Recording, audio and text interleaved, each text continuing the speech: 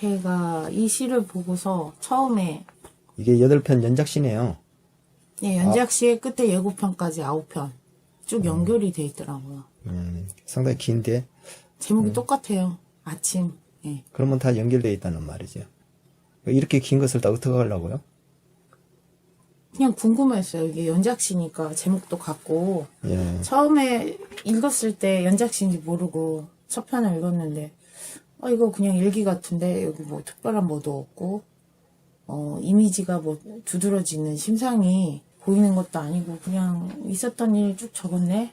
나열하듯이. 두 번째 시를 보니까 어떤 일을 적었는데요? 호숫가에 있는 풍경, 모자로부터 시작해가지고 예. 예.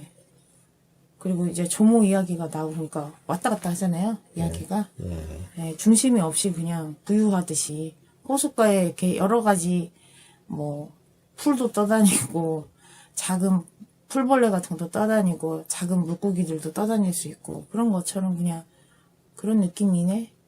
일기 같기도 하고 풍경을 바라보면서 일상적인 스쳐가는 생각들이 그냥 있네. 그런 생각이 들었어요. 이런 시가 뽑혔어?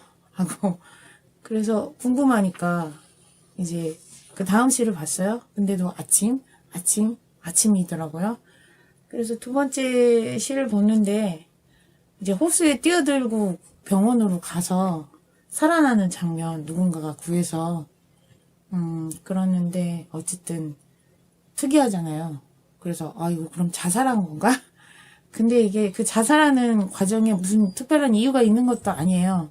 그 까미의 이방인이라는 소설에서 그냥 햇살에 눈이 부셔서 이렇게 살이 나는 장면이 나오잖아요. 예. 특이하다. 이런 생각이 들더라고요. 근데 이제 그 다음 편을 보면서 죽음과 삶과의 경계에서 그게 모호해지는 그거를 뜨고 있는 이미지. 그러니까 죽음 편에서 삶을 이렇게 물수제미 뜨듯이 뜨고 있고 삶의 그 위에서 죽음을 이렇게 살짝살짝 걸쳐서 뜨고 있고 그런 이미지가 나오고 그 다음에 뭐 원피스라든가 구두라든가 그런 것들 그 다음에 알코올 중독 이야기가 또 나오잖아요.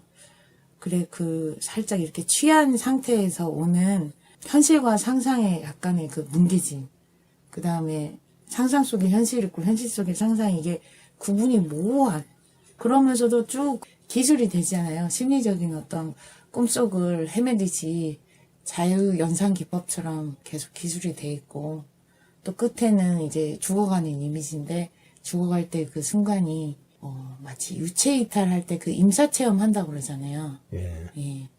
이거는 경험을 마치 해봤던 것 같은 그런 생각이 들어요. 경험 속에서 나온 시이지 않을까. 근데 이게 전체적으로 연결이 돼 있다 보니까 앞에만 읽어서는 이게 안 되고 전체를 쭉 훑어야지만이 이해가 더 될 수 있을 것 같고 특별한 이유가 없는 것 같아요. 사르트르가 말했잖아요. 인생의 목적이 그냥 던져진 거죠. 삶이 던져진 거고 죽는 것도 그런 식으로 본 것 같아요. 네, 죽음 자체도 그렇게 보고 말로 딱 규정짓기 힘든 부분이 있어요. 예, 있고 이렇게 부유하는 듯한 기분이 든다고 해야 되나? 묘하고 예, 그래요. 심사위원들은 이 시를 뽑게 된 것을 어떤 점을 높게 평가해서 뽑았다고 어디 나와 있질 않던가요? 예, 그 문학동네 거기 앞에 박상수 시인, 박연준 시인, 황인찬 시인 이렇게 평이 돼 있는데 이 작품으로 의견이 모아졌대요. 끌렸다고. 처음에는 너무 이상했는데 끌렸다고 하더라고요. 예. 그러면은 그 어떤 점이라고 말을 해요? 시간이 흘러도 이게 이 이야기들이 계속 문득문득 생각이 났고 그런데도 설정이 없는 것 같으면서도 있고 그 다음에 그 죽음이라는 것을 향해서 너무나 가볍게 아이러니하게 그러니까 상황과 태도가 이렇게 불일치돼 있으면서 서로가 서로의 이야기들을 보완해주고 사건이 큰 사건 없이 없는 것 같은데 있고 그런 것들이 끌렸다고 그렇게 정의할 수 없지만 매력적인 작품을 읽었을 때 느낀 뭐 기시감이 느껴지기도 하고 그런 느낌이 들었고 귀족적이고 나른한 태도, 화자의 음색, 죽음에 맞닿은 자가 내뱉는 껍데기를 닮은 음색이라고 박연준 시인이 그렇게 촘촘한 묘사가 이제 풀 수 없는 단추의 나열처럼 흥미로웠고 보이는 것으로 보이지 않는 부분을 감지하게 하는 힘을 느꼈고 쓰지 않는 부분이 훨씬 더 풍부하게 많은 이야기가 쓴 것 같은데 쓰지 않는 부분에 대해서 훨씬 더 어떤 그런 게 느껴지는 감지가 되는 작품이라고 박연준 시인이도 말씀하셨고요. 역시 황인찬 시인의 경우도 크게 시간이 걸리지 않았다고 이 작품으로 의견이 모아지는데 그러니까 표면을 맴도는 문장들이 기억에 많이 남았고 그 다음 시가 또 궁금하게 되고 궁금증이 계속 남고 동일한 제목으로 다른 시편들을 읽다가 보니까 삶의 표면을 따라 부드럽고도 유려하게 이어지는 아름답고 쓸쓸한 세계에 사로잡히게 된다.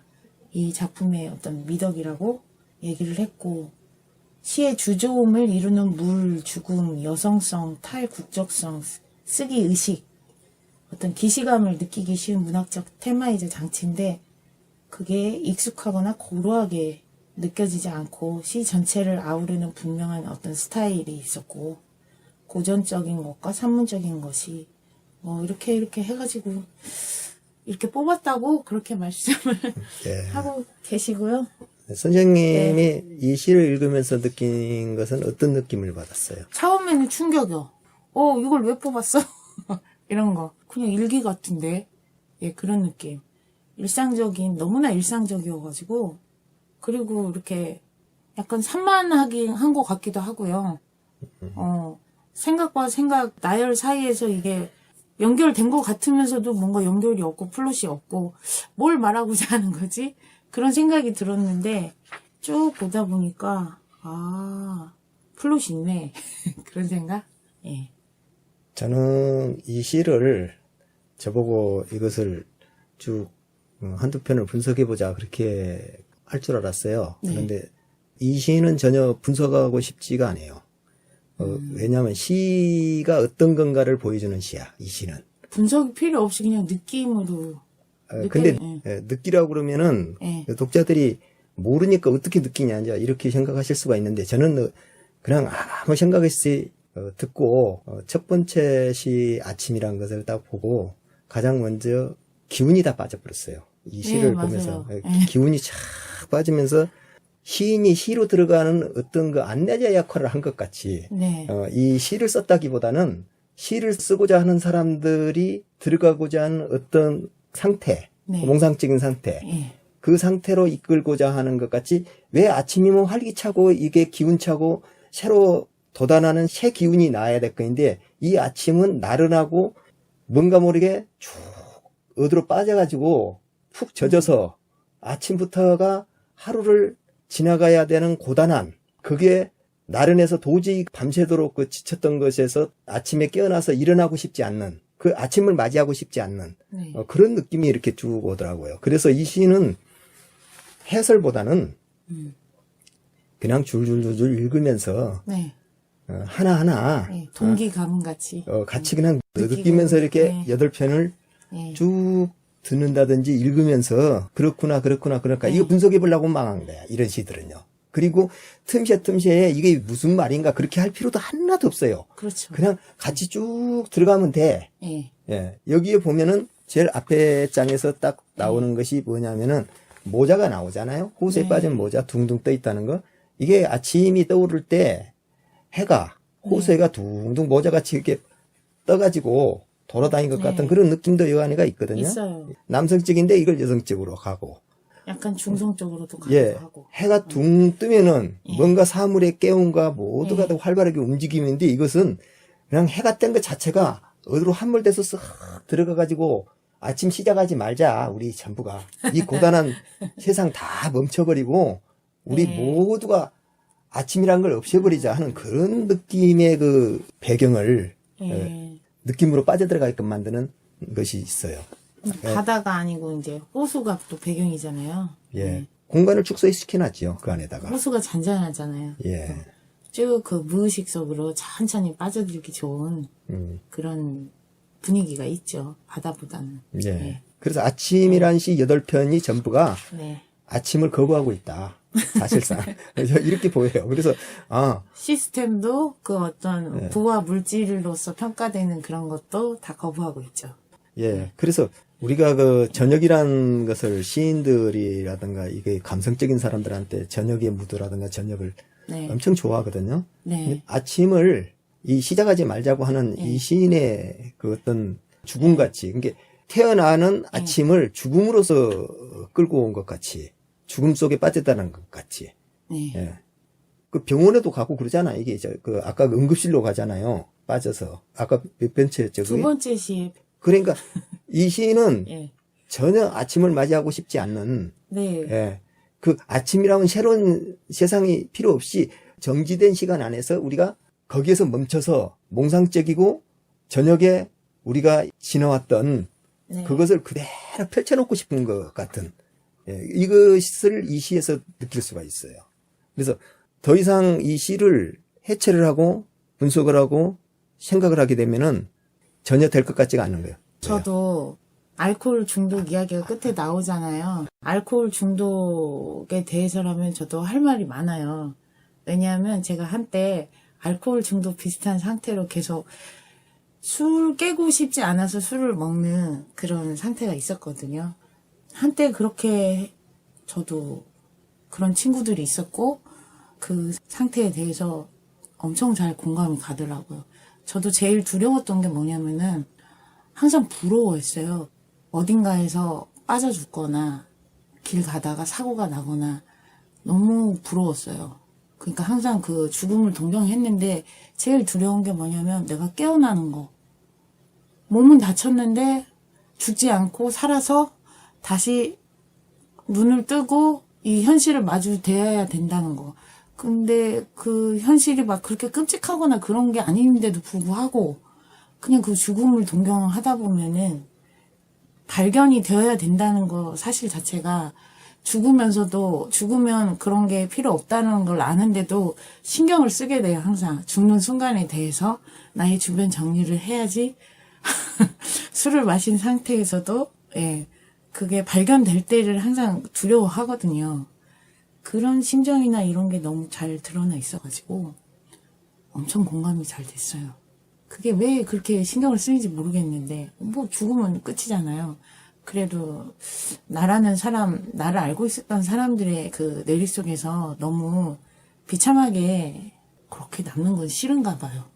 그래도 일부분은 지켜주고 싶은 스스로를 그런 마음은 있죠. 근데 그게 지켜주고 싶기 때문에 죽음을 동경하는 걸 수도 있다고 생각을 해요. 이 삶이 어떤 염증과 그런 거를 느낄 때, 뭐라 그럴까, 매너리즘? 그런 거에 대해서 자연스럽게 잘 읽히는 것 같아요. 이 작품 속에 잘 드러나서. 예. 공감을 너무 잘하는 시라고 생각을 하네요. 예. 왜냐면, 저도 이런 걱정들을 많이 했었어요. 이런 상태에 빠져들게 될 때. 예. 여기까지. 선생님도 그러지 않으세요? 그런 적이 있지 않으세요? 이렇게 기운이 쫙 빠진다고 하잖아요. 기운이 쫙 빠지는데 어떤 게 풍부하게 다 와닿는 기분? 다 느껴지는 기분? 텅 빈 속에서 뭔가 이렇게 다 그 안에서 내가 풍부한 속에서 내가 유영하는 기분. 그 안에서 다 포위돼서 그런 기분에 잠길 때가 있지 않나요? 사람이 한 번씩. 그러니까 굉장히 그 시인분들은 굉장히 예민하시잖아요. 네. 그 시적 감성을 가져가신 분들이 그런 예민함이 없으면 시 쓰기가 쉽지 않아요. 네. 그냥 언어와 언어의 낯선 것만 연결해서 네. 시를 조합하려고 그런 것이 많이 유혹에 빠지는데 이런 채널러 같이 이렇게 쭉 빠져들어가서 썼을 때 그때 그 시에 대한 진정성을 볼 수가 있죠. 그건 근데 항상 그렇게 들어갈 수 있는 건 아니고 그런 거 들어간 것이 굉장히 힘들거든요. 어렵고. 네. 그런데 시를 쓰기 위해서 그렇게 할 필요까지는 없는데 어느 순간에 그렇게 돼갖고 있어요. 그래갖고 그걸 또 그 순간에 쭉 써놓고 보면 이걸 내가 썼나? 도대체 다른 존재가 와서 써먹고 갔나 봐요. 네. 네, 그렇게 그 다른 존재가 같이 도와줘서 쓴 것 같이 그렇게 느껴질 네. 때가 많이 있죠. 있죠. 그래서 그렇게 해서 썼었을 때 뒤에 많이 다듬어야죠. 또 이 시는 그런 채널러에 빠져들어가는 것 같은 느낌을 강하게 받았어요. 저는. 네. 그래서 그냥 이 시는 그대로 읽고 보고 느끼고 네. 읽고 보고 느끼고 그렇게 그냥 가는 것이 가장 좋겠다. 시는 시로 같이 빨려 들어가고 싶은 사람은 시인이 체험한 이 임사체험 같은 데로 같이 빨려 들어가고 싶은 사람은 그냥 이런 느낌으로 같이 시를 읽으면서 들어가면 가장 쉽겠구나 그런 생각을 했어요. 이 시를 읽는 순간. 네. 그래서 더 이상 여기다가 설명을 하게 되면 그건 사족이 되겠죠.